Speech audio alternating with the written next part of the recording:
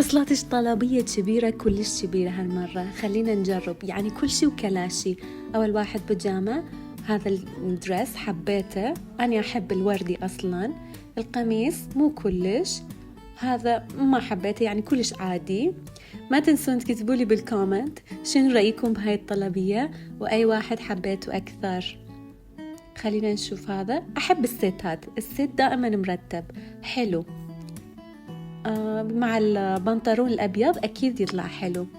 والبينك لوني المفضل، حبيت السيت، ممكن بالبيت تلبسوه. هذا ما حبيته يعني جدا عادي.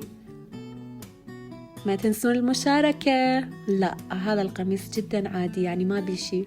وهذا غريب، وين راح ينلبس؟ مبين كالأطفال. الجنطة لا مو حلوة يعني لازم ترجع. بنات أحبكم وكتبولي بالكومنت.